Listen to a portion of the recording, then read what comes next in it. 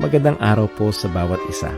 Ito po muli ang inyong lingkod, Brother Paul Litose, pastor po dito sa Jesus Christ Baptist Church, Santa Maria, Bulacan. And welcome po sa ating Time in the Word. Ito po ay panahon na kung saan tayo nag-aaral ng salita ng Diyos sa patuloy na ikalalago ng mga mananampalataya, sa ikaliligtas ng mga kaluluwa, at lahat ng ito ay sa ikakaluwalhati ng pangalan ng ating Panginoon. Salamat po at kasama po namin kayo ngayon at nawa patuloy tayong matuto, lumalim sa pagkakilala, pagmamahal, paglilingkod at pananampalataya sa ating Panginoon at tagapagligtas.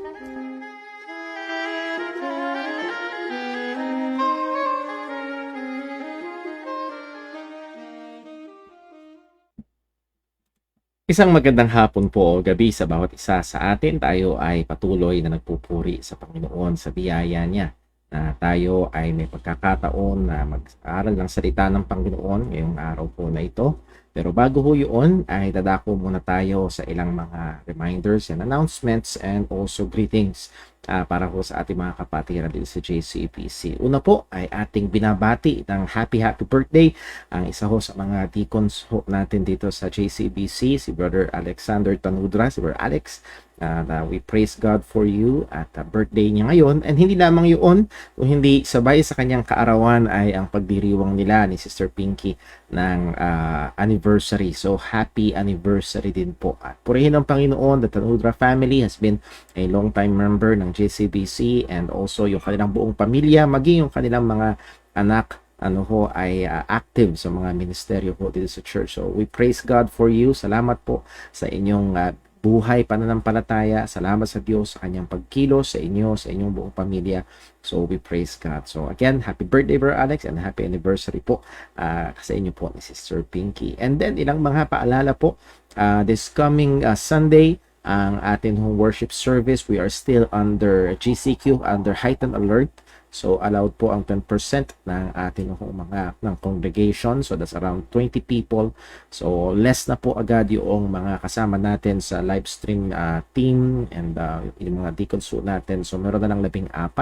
So I would like kung sakali po kayo nagpaplano na dumalo ng physical dito po sa ating church, let me know para matansya natin yung bilang ng mga tao na darating.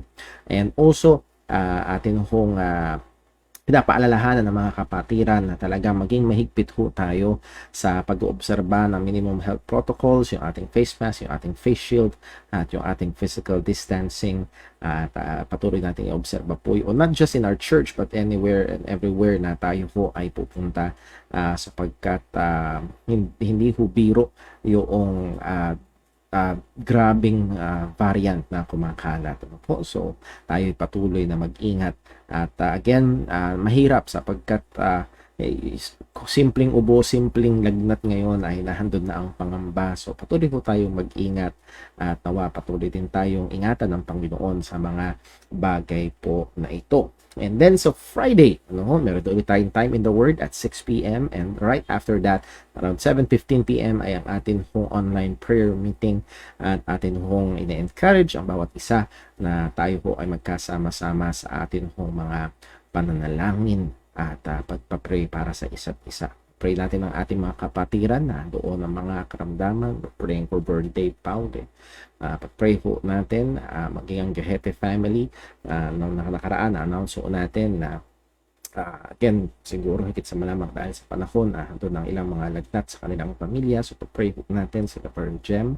And then also kung meron may mga prayer requests, gusto natin kung i-encourage ang ating mga kapatiran to please ay paki-send ho ang inyong mga prayer request para maipag-pray ho natin. At gayon din naman, kung meron ho mga questions sa atin ho mga nagiging pag-aaral, not just in our time in the Word, but also in our Sunday school, in our preaching sa morning and sa evening services, ay ini-encourage ho natin. Kung meron mga tanong, susubukan natin sagutin po yan, or maaari magkaroon pa tayo ng special episode sa ating Time in the Word to address those questions if we have enough. So, please, ay gusto po natin makatulong, gusto natin nakagabay sa mas lalo nating mas malalim na pagkaunawa at mas maliwanag na pagkaunawa sa mga katotohanan ng salita ng Panginoon. So, welcome po natin ang mga bagay po na ito. So those are some of our reminders and announcements, at maaaring napansin ho ng ating mga kapatiran yung ilang mga pagbabago sa ating live stream, lalo na pag ating hong worship service. So purihin ang Panginoon sa ating live stream team, ano ho.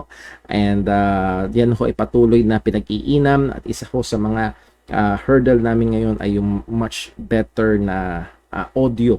So nahandun ho yung pagpatuloy na pag-iinam. So we praise God sa ating mga kapatiran. Nandun yung kanilang technical specialties para sa mga bagay na ito. So please do pray, and salamat sa Panginoon sa mga encouragements and appreciation ng ating mga kapatiran here in the church and also outside the church. Ano ho, meron pong mga naaabot na nakakapakinig at nakakasama natin sa ating mga gawain via online. And with that note, ay pagpray nating patuloy ang atin hong mga gawain. We are longing for the time na talagang nahandod na malaya tayo, na makasamba ng sama-sama, na walang takot at anumang mga restrictions. At nawa tayo ho ay patuloy na ingatan at gabayan ng Panginoon sa mga bagay po na ito. Okay, so bago ho tayo dumako sa atin hong pagsamba, o bago tayo dumako sa atin hong pag-aaral, tayo ho muna ay dumalangin sa ating Panginoon. Let us pray. Panginoon naming Diyos, aming Ama sa langit, kami po ay nagpapasalamat sa iyo, nagpupuri sa kabutihan mo. Tunay, O Diyos, namamangha kami kung paano ikaw ay patuloy na nagiging mabiyaya, patuloy nag-iingat, Panginoon. Alam namin ay ang rason ay wala sa amin, hindi dahil kami ay karapat-dapat, hindi dahil yung aming halaga, kundi O Diyos, dahil ikaw ay tapat, ikaw ay mabuti, ikaw ay mabiyaya. At Panginoon, lalo't higit salamat sa kamangha-manghang kaligtasan na yung pinagkaloob sa amin. At ngayon, O Diyos, ito rin ang paksa na aming pinag-aaralan. At kagaya ng aming nabasa sa iyong salita, kalooban mo, gusto mo na lumalim kami, lumawak ang aming pagkaunawa sa napakadakilang kaligtasan na ito. At Lord, sangayon sa iyong salita, ikaw ang nangako, at ito, Panginoon, ang aming tinutungtungan, na kung hihingin namin ang sangayon sa iyong kalooban, ay dinirinig mo kami at pinagkakaloob mo ito. Lord, nasa namin at hinihingi namin ngayon ang mas malalim pang pagkaunawa mula para sa kaligtasan na iyong ginawa para sa amin. At nawa, O Diyos, ang pagkaunawang ito ay hindi magpayabang, kundi lalong magpakumbaba, lalong magtulak sa kabanalan, lalong magpalalim ng pananampalataya at magpainit ng pagmamahal sa iyo. Lord, aming din pong dinadalangin at inaalala sa iyo ang aming mga kapatiran na doon ang mga karamdaman, mga pangangailangan. Marami pa kaming mga kapatiran, no, nasa iba't ibang mga lugar at iglesia na maaaring mas apektado ng ECQ na ito, ng pandemya na ito. Lord, mahabag ka po. Mahabag ka po. Alam namin, O Diyos, na lahat ng ito ay nangyayari at pinapahintulutan mo at ginagawa mo sang-ayon sa banal mong kalooban sa ikabubuti ng iyong mga anak. Tulungan mo kaming tumiwala sa iyo. Tulungan mo kaming magpahinga sa katotohanan na ikaw, o aming Ama na nagmamahal sa amin, ay soberano sa lahat ng ito. Gabayan mo kami sa pag-aaral ngayon, at gayon din, O Diyos, patawarin mo kami at linisin sa anumang mga pagkakasala at pagkukulang namin laban sa iyo. Lahat ng ito ay dalangin namin sa ngalan ng aming Panginoong Jesucristo. Okay, so tayo ho ay dumako sa atin hong pag-aaral, at nawala yung picture, sandali lang po, no? Okay.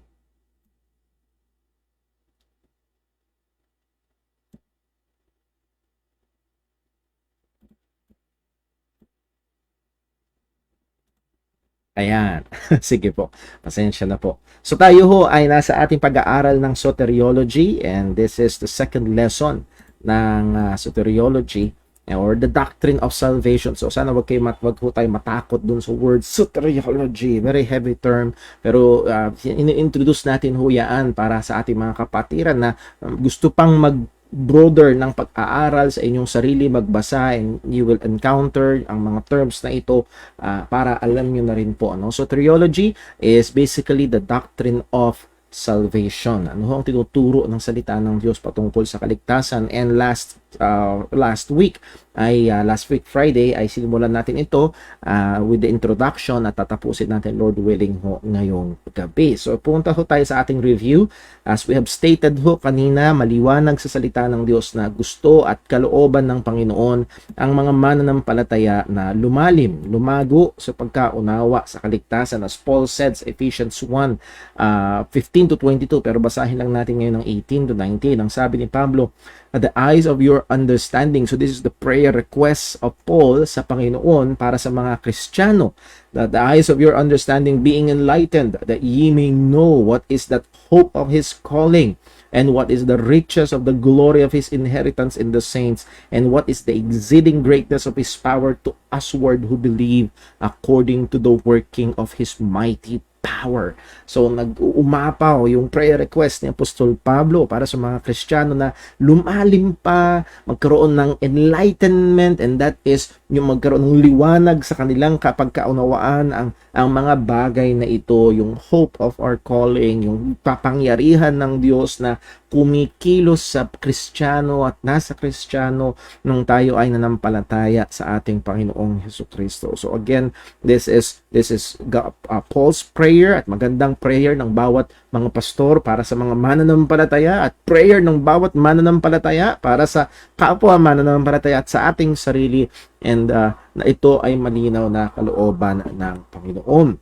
And ang punto ay ito, ang gusto at kalooban ng Diyos ng bawat Kristiyano ay lumalim sa kaalaman at pagkaunawa ng dakilang kaligtasan na kanyang ginawa sa pamamagitan ng ating Panginoong Hesukristo. And we looked at some theologians about kung anong sinabi nila sa dakilang kaligtasan na meron tayo. At let me just quote again Kevin D. Young. Ang sabi niya, salvation is the great theme of Scripture. If we can plot the biblical storyline as creation, fall, redemption, and consummation, then clearly it is the third act which dominates the pages of special revelation. Kung naalala niyo ho, meron dalawang chapter for creation, isang chapter for the fall, dalawang chapter sa revelation sa dulo about the consummation, and there's 1,000 plus chapters patungkol sa God working out redemption, yung kanyang pinlano, mga pinangako, at lahat ng ito yung pagkakaroon ng sa katuparan nito sa pamamagitan ng ating Panginoong Kristo is the dominating factor or theme ng salita ng Panginoon. So, talagang hindi pwedeng iwasan kung ang isang tao ay seryosong mag-aaral ng Biblia, isa sa mga seryosong kailangang pag-aralan ay ang dakilang kaligtasan na ginawa ng pinangako at ginawa ng Panginoon. And sa Hebrews chapter 2 verse 3, ang sabi ho ng author ng Hebrews, how shall we escape if we neglect so great salvation, which at the first began to be spoken by the Lord, and was confirmed unto us by them that heard him. So again, that word great, ang ibig sabihin is mighty, vast, matindi, yung magnitude, large, important. So dakila, malaki, grabing kaligtasan na ginawa ng Panginoon. That's how the author of Hebrews described yung salvation na ginawa ng Diyos. Pero again, to understand the context, itong text na atin hong pinasa, it is an argument from lesser to greater, and that is comparing yung good news, yung gospel of salvation, comparing sa Old Testament law, at yung nagdi-disobey sa Old Testament law ay tumatanggap ng parusa, at ang tanong ay paano makakaligtas kung itong kaligtasan na ito, itong gospel of salvation, ang ine-neglect. So, yung nag-neglect sa law, may parusa, isipin mo na lang, anong kakahinatnan nung magne-neglect sa gospel of salvation, sa dakilang kaligtasan na ginawa ng Panginoon. So, it's an argument from lesser to greater. So, it's a rhetorical question. How will you escape? Again, Nais ko lang na mag-pause muna sandali dito, ikaw na hindi pa sumasampalataya sa Ebanghelyo ni Kristo. Maaaring iniisip mo, bata ka pa, pero alam mo ikaw ay nagkakasala. Maaaring ikaw ay isang taong relihiyoso, pero alam mo na ikaw ay nagkakasala. Let me ask the question, how will you escape? That is, paano ka makakatakas? Paano ka hindi mapapailalim sa hatol at puot ng Diyos kung babaliwalain mo ang kaligtasan na ginawa ng Panginoon? And the answer is there is no escape. There is no other escape. Sapagkat ang sabi ni Jesus, siya ang daan, ang katotohanan at ang buhay, at walang sino man makakaparoon sa Ama kung hindi sa pamamagitan niya. He is the only way of escape mula sa puot at hatol ng Panginoon sa makasalanan. So, kailangan talagang bigyan ng panahon. And let me call you, kung ikaw ay hindi pa isang mananampalataya, huwag mo isiping masyado ka pang bata, let me call you, your attention, ibigay mo sa Ebanghelyo. Hingin mo sa Panginoon, baka mamaya ay gapos na gapos ng mga laro, ng mga gadgets, ang iyong kaisipan at ang iyong puso. Alam mo, naunawaan mo ngayon na ito ay isang bagay na kailangan mong pagtuunan ng pansin. Manalangin ka at humingi ka ng tulong sa Diyos. Aminin mo na ito'y kailangan, na ay walang ibang pag-asa, at hingin mo ang tulong ng Panginoon na siyang maaaring magbukas ng iyong mga mata upang makilala mo si Kristo. Sa Jude 1 verse 3, ang sabi ni Jude, "Beloved, when I gave all diligence to write unto you of the common salvation." At ang gusto nating bigyan ng punto dyan ay yung sinabi niyang common salvation. At when sinabi nating common, that is, it is one that is shared among all believers. Lahat ng Kristiyano meron nito. Salvation is regarded as the one blessing shared by all true believers. And this is the point. No one is more saved than the others. Huwag natin isipin na, sigurado si Pablo. No. Hindi mas ligtas si Pablo kaysa sa totoong Kristiyano o sa totoong mananampalataya ngayon. Hindi siya mas ligtas dahil iisa lang ang basihan ng kaligtasan at walang iba kung hindi ang ating Panginoong Hesukristo. Now, bakit natin kailangan pag-aralan ang soteriology? Because there are some concerning things, lalo na sa panahon natin ngayon. The doctrine of salvation, the gospel has been attacked early on, nun pamang din panahon ng ating Panginoong Jesus. Nandun yung mga legalistic na mga religious leaders. They are trying to establish their own way of salvation. Nung panahon ng mga apostol, may nagtuturo, nagpipilipit sa Ebanghelyo. So, all throughout the existence ng gospel, doon na yung pag-atake dito. At again, hindi ito nakukulangan ngayon. Hindi ito umuunti ngayon. If we may say na lalo pa itong gumagrabe sa panahon natin ngayon. So some concerns ay ito. Number one, redefinition of the meaning of salvation. Redefinition of the meaning of salvation. Anong ginagawa? Salvation is being redefined away from its biblical connection with sin, God's wrath, and eternal judgment. Iniiba nila ang definasyon ng kaligtasan. Kagaya nga nung sinabi natin nakaraan, yung pagdating sa LGBTQIA++ na pag-uusapan ay pinipilit na i-redefine ang word na gender.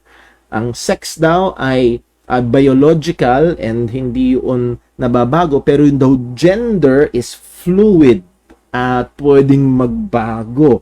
Depende sa gusto or nasa at kalooban noong tao. So they try to redefine that word gender.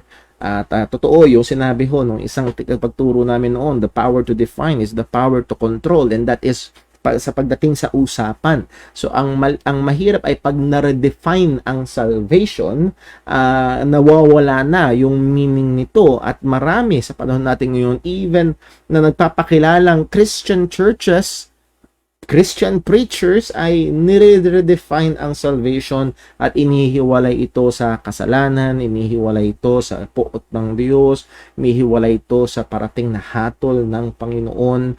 So again, Kaya ito ay isang very concerning matter.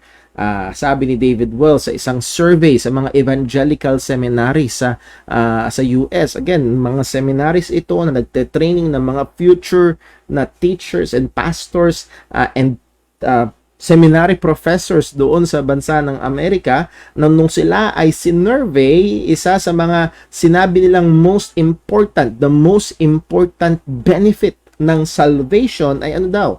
Inner peace, divine power, ability to love others, and sense of community. Nasa na yung kapatawaran? Nasa na yung pagkabayad ng kasalanan? Nasa na yung imputed righteousness? Nasa na yung pagkaligtas mula sa puot ng Diyos? So again, ito na yung kanilang idea. Pagdating sa salvation, kailangan mo ng salvation just to have inner peace. To belong in the community. So, nare-redefine. We're not saying na peace and these things are not important. Pero, hindi ito yung main na ibig sabihin pagdating sa salvation. Evangelical redefinition, maging ang mga churches na nagpapakilalang na mangaral ng ebanghelyo by grace alone, through faith alone, in Christ alone, ay nare-redefine ang salitang definition at ginagawa itong mas madali at ginagawa itong mas malawak. It is making it wider through views of inclusivism. Mas lalo nilang mas binubuksan nila, mas pinapalawak nila, mas pinapadali nila, at mas marami. Syempre, pag mas malawak, mas maraming papasok, mas maraming sakop. Isa nito ay yung absolute universalism, maliligtas din lahat, and then yung extreme form nito, maging ang diablo ay maliligtas din isang araw. And then there is a modified universalism. Meron ng salvation even before hearing the gospel. Kailangan lang sundan yung ilaw na meron sa kanila. And by the way, ang ilaw ng sanlibutan ay si Kristo. So by following whatever light na meron sila, it's basically tantamount to following Christ, and they can be saved through that way. And again, sad to say, even the Roman Catholic Church, ito yung kanilang official na turo. Those who, while guiltlessly ignorant of Christ's gospel and of His church, sincerely seek God and are brought by the influence of grace to perform His will as known by the dictates of conscience, can achieve eternal salvation. So, ang official teaching ng Roman Catholic Church, kung ignorante patungkol sa Roman Catholic Church, ignorante patungkol sa gospel, kailangan lang nilang magsumikap sundin ng kanilang konsensya. And by that, they can be saved. Ang punto nito, hindi talaga kailangan ang missions, hindi talaga kailangan ng gospel, hindi pala talaga kailangan ng evangelism.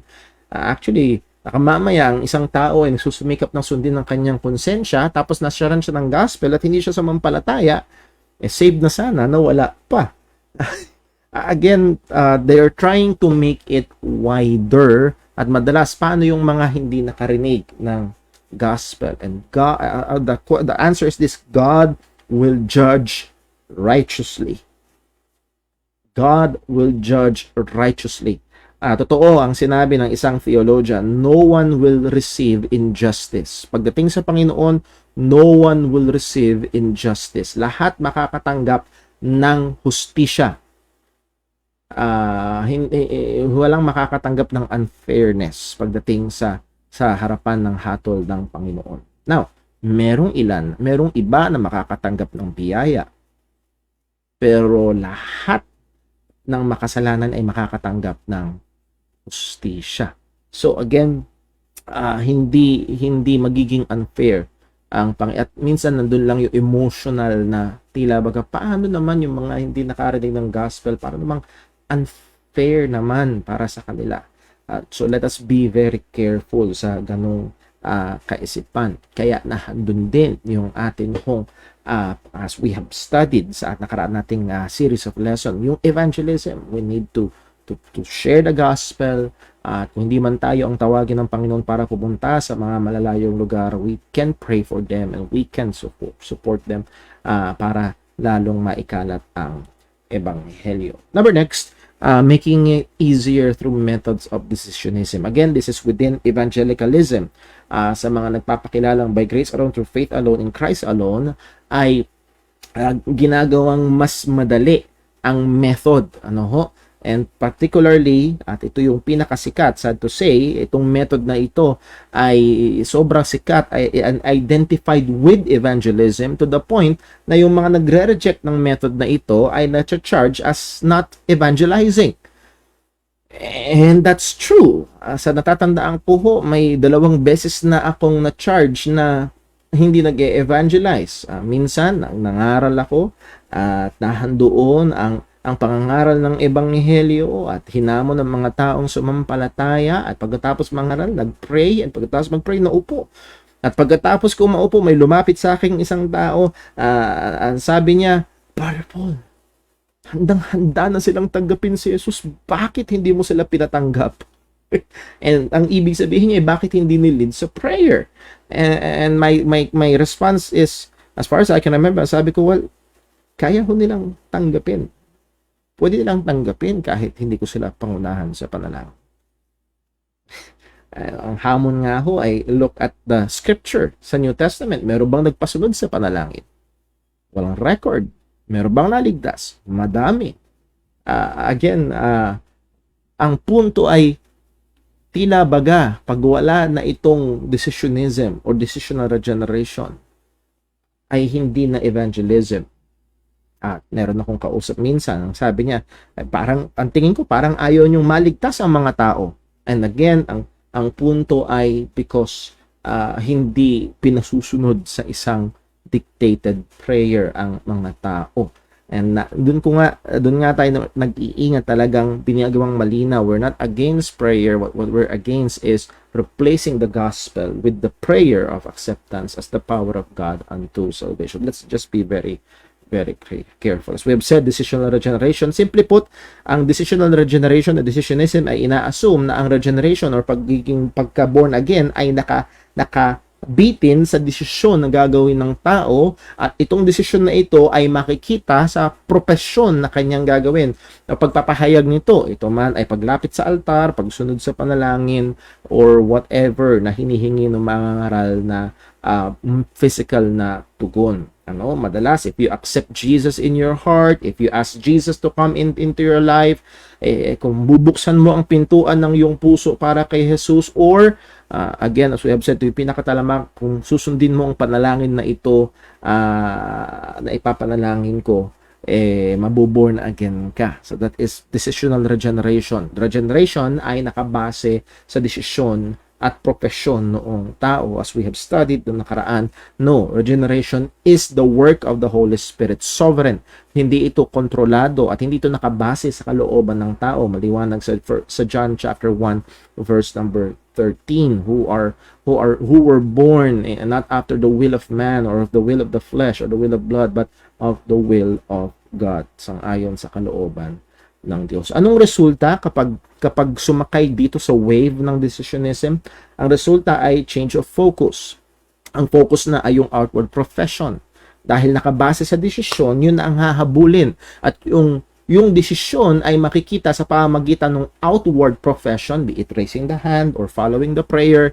At yun na ngayon yung habol. Yun na ngayon yung focus. Yun na ngayon yung target ng pag-evangelize. So, nandun yung danger. At itong paraan na ito ng evangelism ay very susceptible in producing false disciples or false Christians and giving false hope. Isa sa mga case na pwede natin i-consider, at hindi lang ito tayo nagpipinta ng larawan na wala naman. This is not a mere straw man, kundi meron talagang ganito ang kalagayan. Isa sa mga movement na tinatawag ho na free grace movement ay nag-cater sa ganitong paniniwala.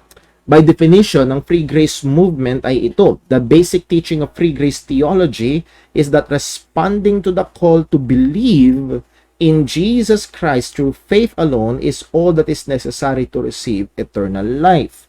This basic simple belief brings assurance of entering the kingdom of God.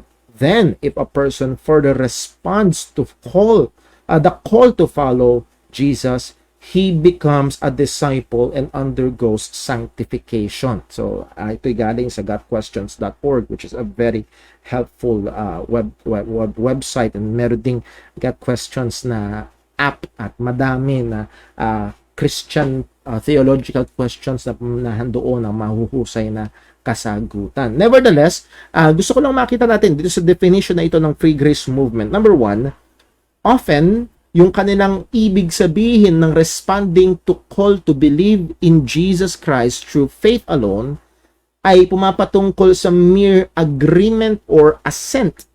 Pag-agree. Do you believe that Jesus Christ is the Savior? Yes. Ano? Or a mere outward profession. Do you believe that Jesus Christ is your Savior? Yes. Would you pray this prayer with me? Yes. Okay. At magpe-pray. And that's it. Yun yung ibig sabihin nila na call to believe. Yes, sinasabi nila by faith alone, pero ang punteriya nila ay yung outward profession. At madami sa mga nagkikater nitong free grace dito sa free grace theology ay ina-ascribe agad, if there's an outward profession, there is already salvation. At yun yung delikado. And doon napansin nyo ho, mula doon sa definition, they put a false dichotomy, that is paghahati, hindi marapat na pinaghihiwalay. Alin? Ang pananampalataya kay Kristo at pagsunod kay Kristo. Kung napansin nyo sa definition, balikan natin. Then, dito sa bandang baba, then if a person further responds to the call to follow. So, merong call to believe and then call to follow. Ang sabi nila, so pwedeng mag-respond sa call to believe and then later on, doon na lang mag-respond sa call to follow at doon lang siya magiging disciple at doon lang siya magsisimula ang sanctification. So they put a false dichotomy. Hindi dapat pinaghihiwalay. At sa Biblia, a believer is a follower ng ating Panginoong Jesucristo. Not all who physically follows Christ is a believer, but all who truly believes follows Christ. Yun ang makikita natin sa salita ng Panginoon. Now, merong theologian, si Philip Simpson, ay sumulat siya ng isang helpful article about this free grace movement. Bakit ito natin tatalakay ito? Sapagkat hindi ka kaunti. Sapagkat ito ay kumakalat. Sapagkat minsan pag pinakinggan mo sila, tila baga, okay naman, parang tama naman, ano? Sabi ng salita ng Diyos, all who will call upon the name of the Lord shall be saved. So kailangan lang nilang mag-call. How will they call? Kailangan nilang mag-pray. So all that pray the sinner's prayer is saved. That's basically yun yung trail of thought.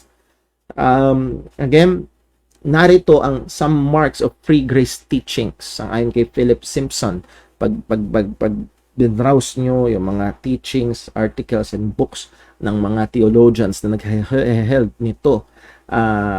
Ang sabi ni Philip Simpson, ang marka ng free grace teaching sa ito, repentance is never to be included as part of the gospel message. You do not need to call people to repent.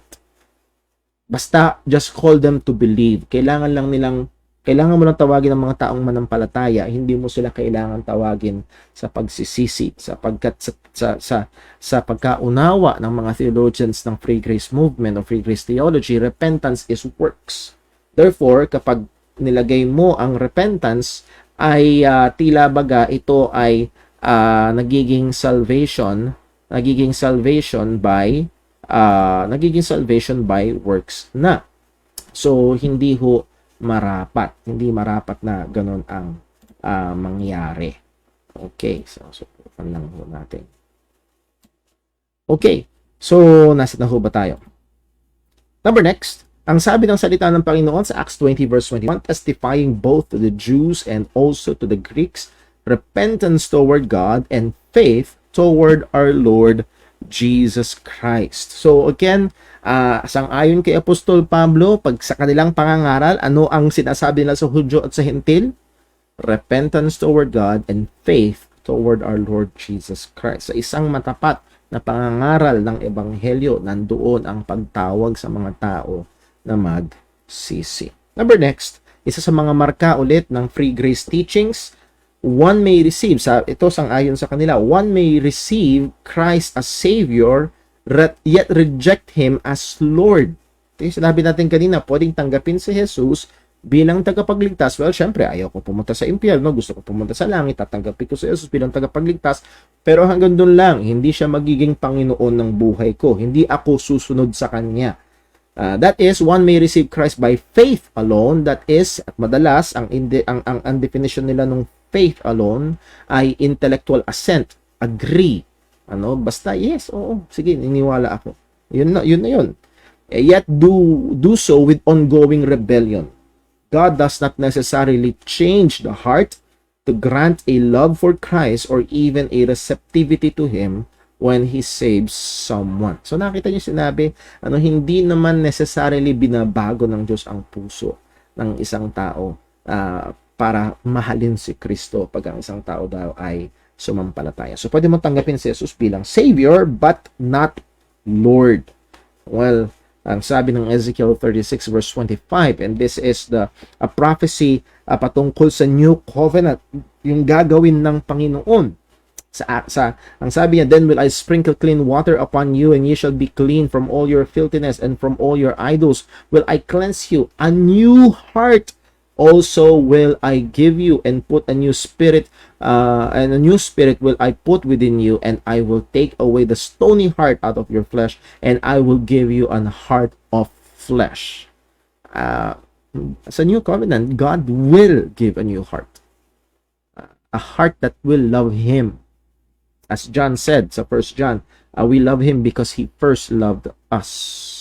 Ang hindi may iwasang resulta ng pagkaranas at nagliligtas na pagmamahal ng Panginoon ay mamahalin mo ang Panginoong nagligtas sa iyo. So again, pinaghihiwalay nila yung pagtanggap kay Jesus bilang tagapagligtas at pagiging tagasunod ni Jesus. Pangatlo, isa sa mga marka ng free grace teachings, sabi, true Christians will not necessarily evidence their faith by works or will have fruits. In fact, a true Christian may never show any evidence of the new birth. So again, mga promoter nito, hindi daw kailangan ang bunga. Now, yes, linawin lang natin, hindi natin sinasabi na nagliligtas ang bunga o kailangan ng bunga para maligtas. No, ang atin lang kinokontenda ito, ang tunay na kaligtasan ay nagbubunga. Pero sang-ayon sa Free Grace Movement, no, hindi necessary, hindi ganun. Tinatanggi nila ang bagay na ito. Nang isang Kristiyano daw ay pwedeng mamuhay na kahit walang anumang ebidensya sa kanyang buhay. Well, hindi ho yun papasa sa salita ng Panginoon. Ang sabi ni James 2:26, for as the body without the spirit is dead, so faith without work is dead. At nahandun yung hamon niya. Can it save? Can a dead faith save? No.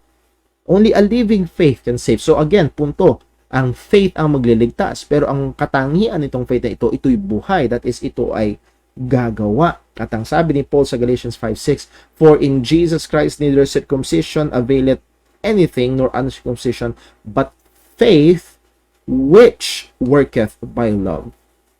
So if your faith is not a working faith, it doesn't avail anything with Christ or in Christ. That's a dead faith. Doon yung teaching nila na basta kailangan lang talagang tumanggap.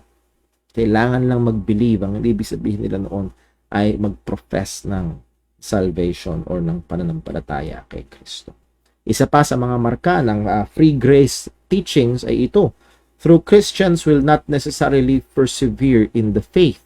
In fact, a true Christian may receive Jesus as Savior, later become intellectually unconvinced of the gospel, denounce Christ, and become an atheist However, because of that one human decision made at one point in time, he is still considered to be saved. So, maaari daw ang isang Kristiyano, dumating ang isang araw na itanggi niya na ang ebanghelyo at itanggi niya si Kristo at iwanan niya ang pananampalataya at wag na siyang maniwala sa Biblia, wag na siyang maniwala sa Diyos. Pero dahil siya ay nagdesisyon some years ago,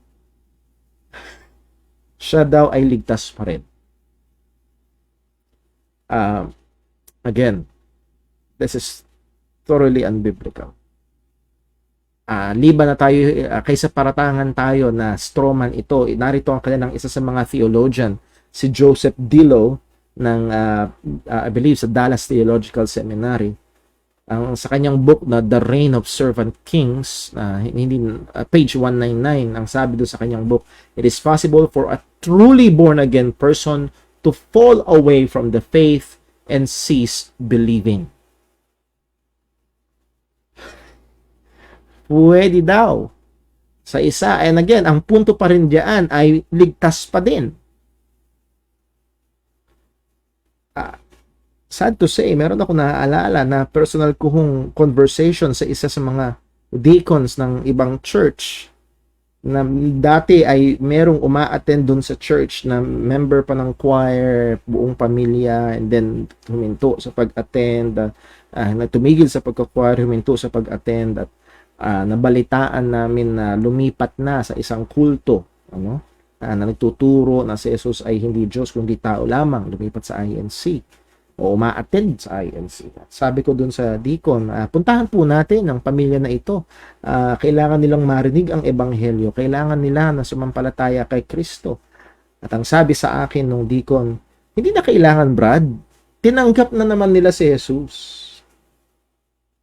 And that is a free grace teaching na kahit na kaila si Jesus, kahit na iwan ang pananampalataya kay Kristo, okay na, because one time in their life, they made the decision na tinanggap nila si Jesus. Sabi ni John na ito, I would rather believe ang sinasabi ng salita ng Panginoon. Sabi ni John sa 1 John 2:19, which is pinag-aralan natin dito sa church last week. They went out from us, but they were not of us. For if they had been of us, they would no doubt have continued with us. But they went out that it might be made manifest that they were not all of us. So in John's thinking, in the in the theology sa Biblia, and again, hindi ito yung us na local church, kung hindi iniwan nila ang pananampalatayang Kristiyano. They turned away, they apostatized. That's the technical term. They turned away from the faith. Ang sabi ni John, they were not of us. Hindi talaga sila naging kabilang sa mga Kristiyano. Hindi talaga sila. So, hindi sila dating Kristiyano. Hindi nawala ang pagiging Kristiyano. Noong una pa man din, hindi talaga Kristiyano. They may have professed, they may even be active in some ministries, pero ang sabi ni John, yung pagtalikod nila sa pananampalataya, it's a manifestation kung ano talaga ang spiritual nilang kalagayan. They were not really of us. Sabi ni Paul sa 1 Corinthians 15 verse 1, Moreover, brethren, I declare unto you the gospel which I preached unto you, which also ye have received, and wherein ye stand. So this is about the gospel, by which also ye are saved. So how were they saved? Paano naligtas yung mga taga-Korinto? By the gospel. If ye keep, lagi kong sinistate ito sa Greek, wala yung word na memory. Salvation is not just by memorizing the gospel. Ang punto rito ni Paul ay ito, if ye keep, if you hold on to, if you stay on, nananatili ka, patuloy mong pinanghahawakan, at hindi mo tinatakwil, hindi mo tinatapon, hindi mo tinatalikuran yung gospel. If ye keep what I preach unto you. At ang sabi ni Paul, unless ye have believed in vain. So the point is this, if you will turn away, if you will not keep That means na yung belief mo, whatever profession that you had nung time na yun noon, it was in vain. Hindi totoo. So, ang boses ng New Testament ay solido at hindi magkakaiba ng statement. Ang totoong mananampalataya magpapatuloy. The true saint will persevere in the faith. So, nandoon ang, again, tignan lang natin ito. So, meron talagang mga nagtuturo at umi-epekto talaga ito sa mga churches.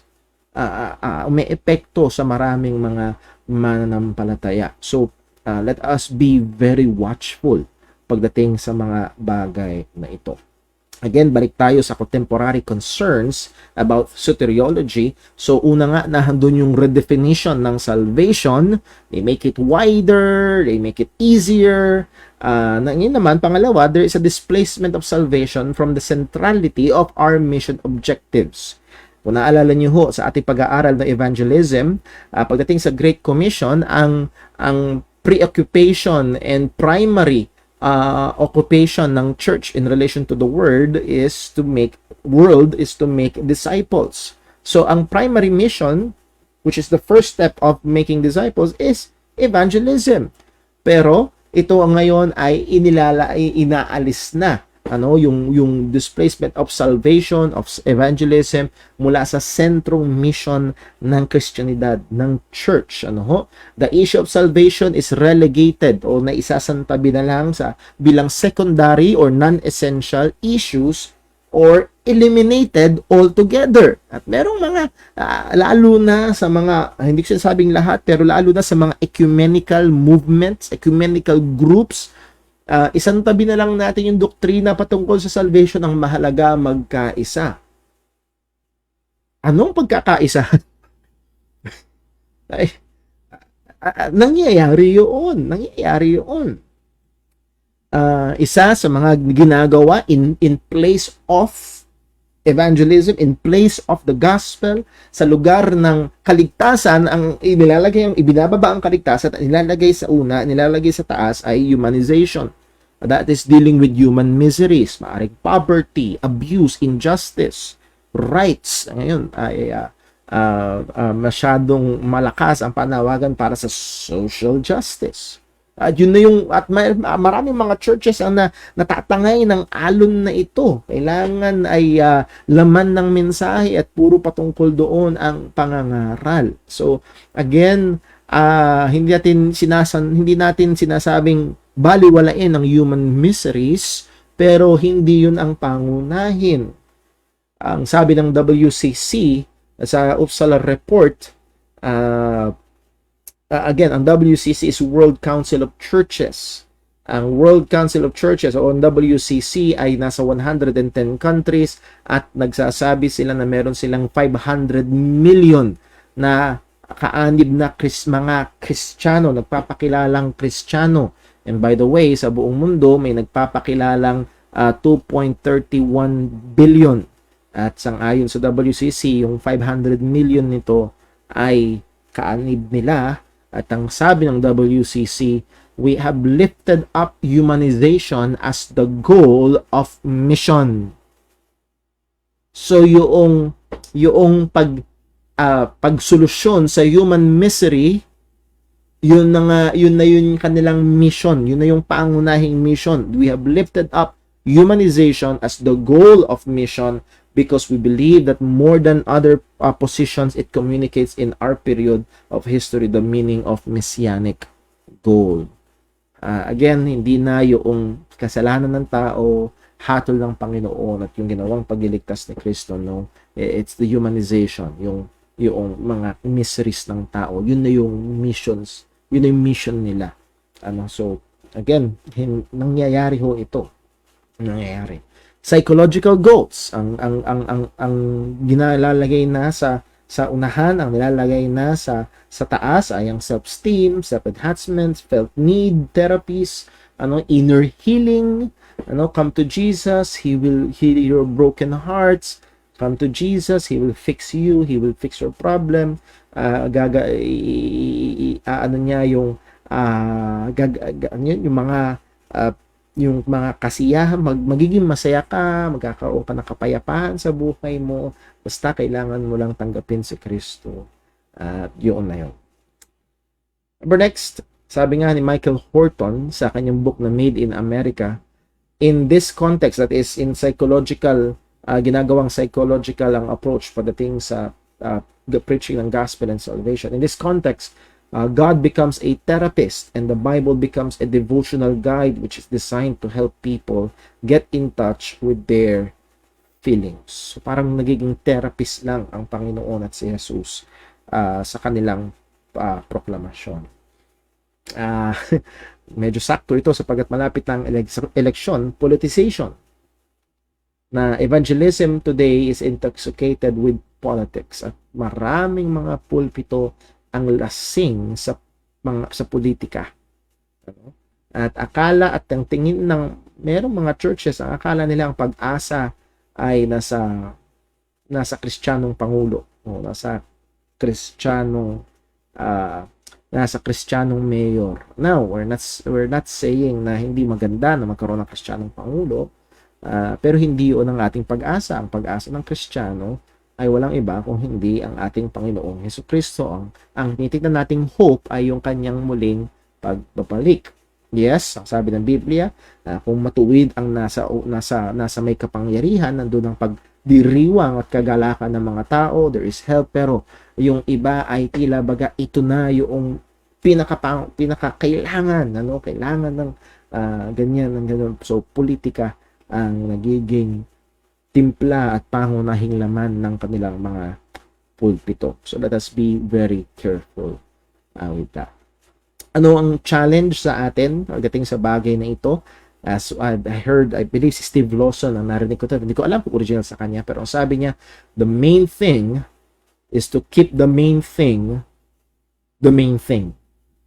Ang pangunahing bagay ay panatilihing pangunahin ang pangunahing bagay.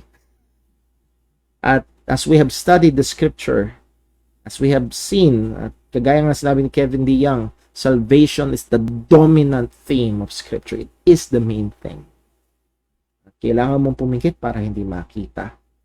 At ang hamon sa atin ay panatilihing ang pangunahing bagay na ito ay pangunahin pa rin sa ating mga iglesia, sa ating buhay Kristiyano. Sabi ni Pablo, 2 Corinthians 2:2, for I determined not to know anything among you save Jesus Christ and Him crucified. That is the main thing. That is the meaning of the many things na pwede niyang gawin na saysayin at sabihin at ituro sa mga taga-Korinto. And yes, He does that. Pero kung merong una at pangunahin na desisyonan niya ay walang iba kundi si Jesus na siyang Kristo na napako sa krus. And syempre, this is a summarization ng gospel, and it's pertaining to His death, burial, and resurrection, His work for our salvation. Challenge, we must labor to be deliberately biblical in content and emphasis. Kailangan nating magsumikap, sadyain na maging biblical tayo sa laman at sa dinidiinan at binibigyang punto sa pagtuturo, sa pangangaral, sa mga ministeryo. Kailangan nating sadyain at kailangan nating bantayan na maging biblical. And again, nilagay dito yung salitang emphasis sapagkat ano ba ang ine-emphasize ng Bible? Yan. So, yes, maraming tinuturo ang Biblia, pero as we have said, ano yung pinaka-ine-emphasize? And kailangan nating panatilihin yon. So, salvation must be central. Sapagkat ito ang sentro na ginawa ng Panginoon at makikita sa Biblia para sa kanyang kaluwalhatian. Acts 26:22, so I believe dito tayo matatapos ngayong gabi. Having therefore obtained help of God, I continue unto this day. So this is Paul before King Agrippa. Binibigay niya yung kanyang depensa at ang sabi niya, siya ay nakatanggap ng tulong mula sa Panginoon at kaya siya nakapagpapatuloy at ang sabi niya, witnessing both the small and great, saying none other things. Ano? Sino man ang kausap ko, mga dakilang mga tao man, or mga maliliit na tao sa paningin ninyo, sino man, mahirap, mayaman, edukado, at hindi nakapag-aral, sino man sila, I continue this day witnessing to small and great, saying none other things. Ano yung sinasabi niya? Well, than those which the prophets and Moses did say should come. Yung sinabi ng prophets and Moses, and this is a way of alluding to the Old Testament, yung sinabi ng Old Testament na darating, yung Mesias, yung tagapagligtas. Verse 23, that Christ should suffer, and that he should be the first that should rise from the dead. It's the gospel. That's the gospel. And should show light unto the people and to the Gentiles, saying none other things than the gospel. Kung ibo-boil down, merong isa. And that is Christ, nagdusa, namatay para sa ating mga kasalanan at muling nabuhay. And this is the gospel, the power of God unto salvation. Let us keep the main thing, the main thing. So, kaya ho natin pinag-aralan ang bagay na ito. This will end our introduction. Ang hope ko ay makita natin, oo nga, kailangan natin na pag-aralan ang kaligtasan, kailangan nating pag-aralan ang paksang ito sapagkat ito ang pangunahing paksa sa Biblia, sapagkat ito ay napakahalaga. Sapagkat marami ang umaatake dito at marami ang nagsusubok na umagaw ng tamang posisyon nito sa loob ng pananampalatayang Kristiyano, which is sa gitna. So kailangan natin na matutunan ito upang lalo tayong tumibay, upang pag may narinig tayo na ibang mga pangangaral ay ma-identify natin, tama ba to o mali ba ito. At maingatan natin una yung ating pananampalataya, maingatan natin yung pananampalataya ng ating mga mahal sa buhay, and also yung ating isasalin at ituturong pananampalataya sa mga susunod na henerasyon. At nawa masumpungan tayo ng Panginoon na mabuting katiwala ng katotohanan na ibinigay niya sa atin. At ngayon ay tayo ay magtatapos sa ating pag-aaral at tayo ay patuloy na magbantayan, magpanananginan at patuloy tayong lumalim sa pagkaunawa sa ebanghelyo na ito ng ating kaligtasan.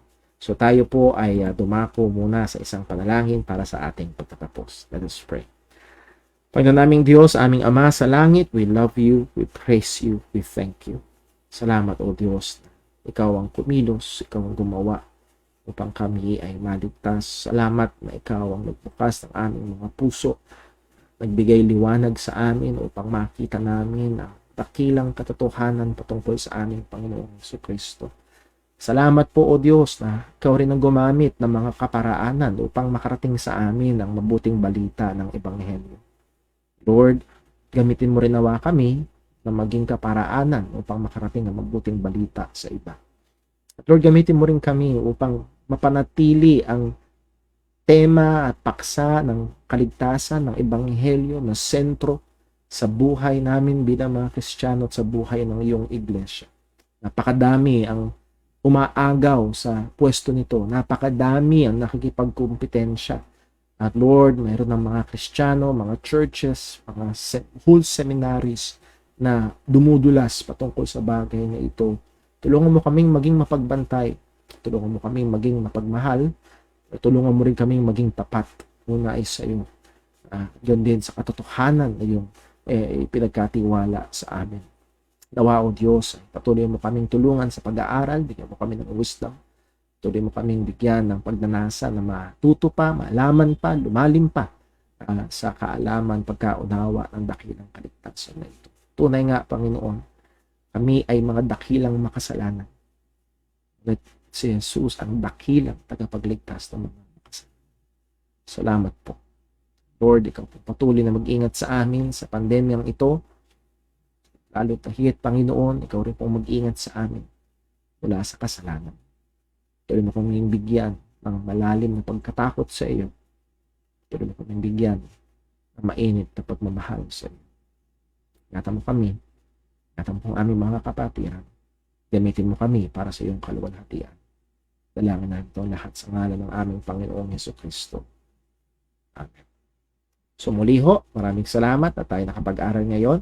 At sana tayo ay makapagsama-sama muli this coming Friday sa ating susunod pag-aaral. God bless po.